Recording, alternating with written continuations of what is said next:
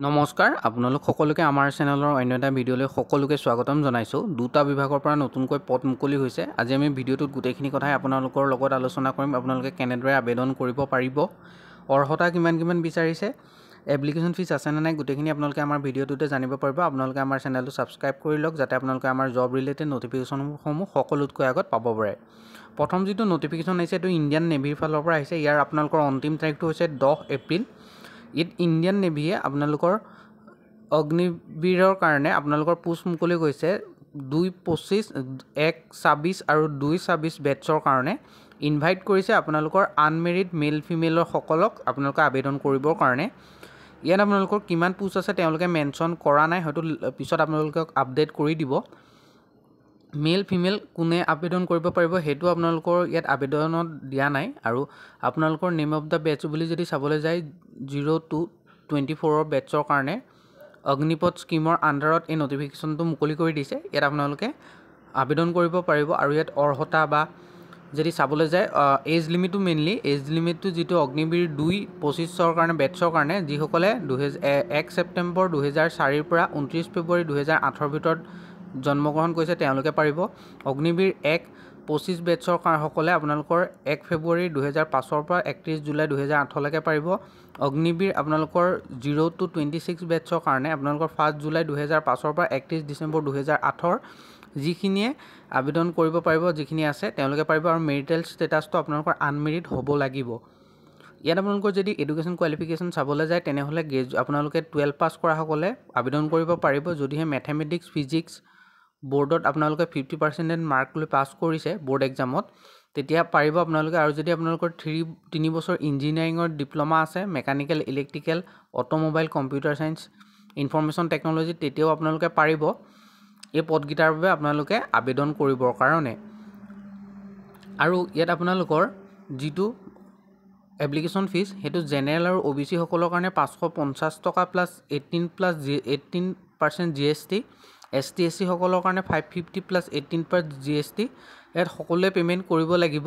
আৰু আপোনালোকৰতো পে'মেণ্ট মোডটো debit card, credit card, net বেংকিঙৰ থ্ৰুৱেদি আপোনালোকে ইয়াৰ পে'মেণ্টটো কৰিব পাৰে, যিটো আপোনালোকে অফিচিয়েল ৱেবছাইটটোত পাই যাব।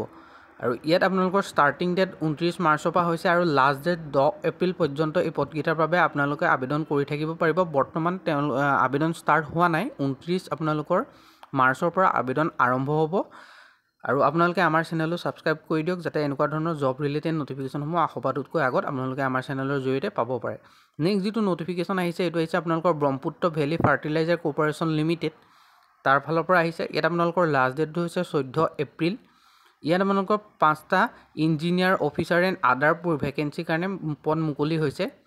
ইঞ্জিনিয়াৰ আপোনালোকৰ প্ৰডাকশ্যনৰ কাৰণে এটা ভেকেঞ্চি আছে, যিটোত আপোনালোকৰ BE BTech কৰা সকলে পাৰিব। কেমিকেল, মেকানিকেল, ফাইনেন্সিয়েল ইঞ্জিনিয়াৰিঙত, ইলেক্ট্ৰিকেল ইঞ্জিনিয়াৰিঙত কৰা সকলে পাৰিব। আৰু অফিচাৰ ফায়াৰৰ কাৰণে এটা আছে, যিটোত বয়স আপোনালোকৰ 40 বছৰ ধৰি দিছে। আৰু আপোনালোকে যিসকলে আমাৰ হোৱাটছআপৰ টেলিগ্ৰাম গ্ৰুপত জইন হ'ব লাগে তেওঁলোকে জইন হ'ব পাৰে। ভিডিঅ'ৰ ডেছক্ৰিপশ্যন বক্সত ইয়াৰ লিংক দিয়া আছে। ইঞ্জিনিয়াৰ ইলেক্ট্ৰিকেলৰ কাৰণে এটা আছে, আনৰিজাৰ্ভ হয়, 40 বছৰ বয়স। আৰু ইয়াতো BE BTech ইলেক্ট্ৰিকেল ইঞ্জিনিয়াৰিং কৰা সকলে, আৰু যদি লগত 3 বছৰ এক্সপিৰিয়েঞ্চ আছে তেনেহ'লে ভাল। ইঞ্জিনিয়াৰ মেকানিকেলৰ কাৰণে আপোনালোকৰ এটা ভেকেঞ্চি আছে যিটো আনৰিজাৰ্ভড হয়। আৰু আপোনালোকে আমাৰ ৱেবছাইট assamjobalert.online গুগলত ছাৰ্চ কৰিলে পাব, নহ'লে ভিডিঅ'ৰ ডেছক্ৰিপশ্যন বক্সত ইয়াৰ লিংক দিয়া আছে, আপোনালোকে গৈ তাতো ভিজিট কৰিব পাৰে, তাতে ইয়াৰ আবেদনৰ লিংকসমূহ পাই যাব। ইয়াত আপোনালোকৰ এছিষ্টেণ্ট মেনেজাৰৰ ভেকেঞ্চি আছে, যিটো এটা হয়, 45 বছৰ ধৰিছে, গ্ৰেজুৱেট, MBA কৰা মাৰ্কেটিঙত, 5 বছৰ যদি আপোনালোকৰ ৱৰ্ক এক্সপিৰিয়েঞ্চ আছে তেনেহ'লে আপোনালোকে এই পদকেইটাৰ বাবে আবেদন কৰিব পাৰে।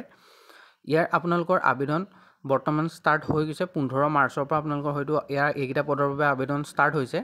আৰু ইয়াৰ আপোনালোকৰ 14 এপ্ৰিল পৰ্যন্ত এই পদকেইটাৰ বাবে আপোনালোকে আবেদন কৰি থাকিব পাৰিব।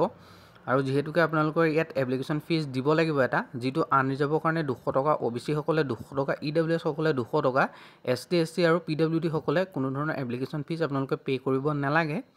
আপোনালোকে আমাৰ ৱেবছাইটটো ভিজিট কৰিলে আপোনালোকে ইয়াৰ আবেদন কৰা লিংকসমূহ পাই যাব। ইণ্ডিয়ান নেভি হওক বা আপোনালোকৰ যিটো আমাৰ দ্বিতীয়টো ন'টিফিকেশ্যন হয় তাৰ গোটেইখিনিৰে প্ৰচেছো পাব, কেনেদৰে আপোনালোকে আবেদন কৰিব লাগে। মই যিহেতুকে কৈছোঁৱেই ষ্টাৰ্টিং ডেট আপোনালোকৰ এইটোৰ 15 মাৰ্চৰ পৰা হৈছে আৰু 14 এপ্ৰিল পৰ্যন্ত চলি থাকিব।